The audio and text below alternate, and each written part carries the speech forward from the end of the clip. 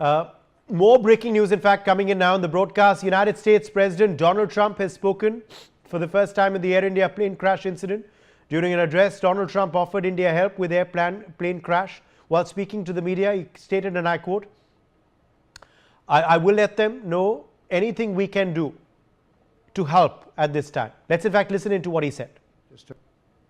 The plane crash was terrible. I've already told them anything we can do. It's a big country, a strong country. They'll handle it, I'm sure. But I let them know that anything we can do, we'll be over there immediately. But it was a horrific crash. It looks like most are gone. They actually maybe have a couple survivors, which is just heard. But that was a horrible crash. Nobody knows. Nobody has any idea what it might be. I gave him a couple of pointers. I said, maybe you'll look at this or that. You know, we saw the plane. It looked like it was flying pretty well. It didn't look like there was an explosion.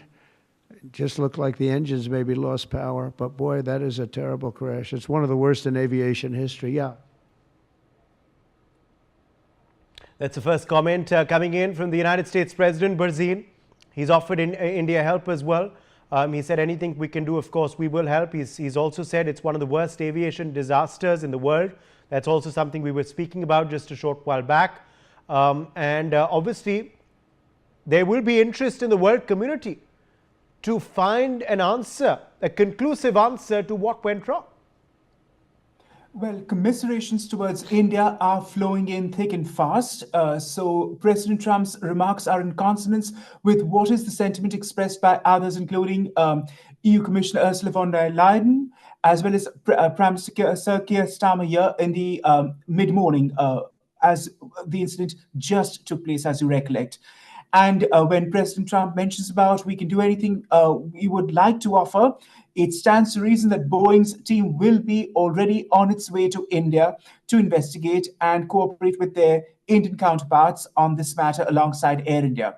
That is obviously there for one and all to see. Boeing inevitably does that after every such disaster because it takes these things very seriously, as indeed it has, always has. The point is, when it comes to the question of the survivors that was discussed by President Trump, and also the miracle of this said survivor that we have just noticed in today's crash, brings to mind, of course, that Air India crash, which you mentioned in June 1982, which took place on Bombay's runway in heavy monsoon downpours, and the structure impacted on collision at Bombay, but there were at least a good 90 plus survivors in that, if memory serves right, including the late Dr. Raja Ramanna, who was sometime chair of the Indian Atomic Energy Commission and a noted physicist.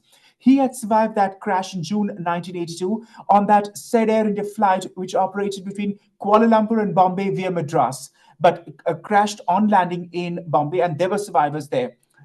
To date, of course, we know of no survivors here because, as I've iterated, it was a fully fueled up aircraft ready to be airborne on a 9-hour flight to England. And obviously, the question of fuel impact is tremendously heavy on everyone's minds, including rescue operations, because the leaking fuel will still occur and linger for quite a while, including, if I recollect, your Hindi anchor, Mr. Raval, who mentioned that a particular fire was still raging at 7:30 in the evening, Indian Standard Time, and the crash took place at 2:52 in the afternoon. So it tells you the intensity and magnitude of the said fire in question in that particular residential area of Ahmedabad upon impact.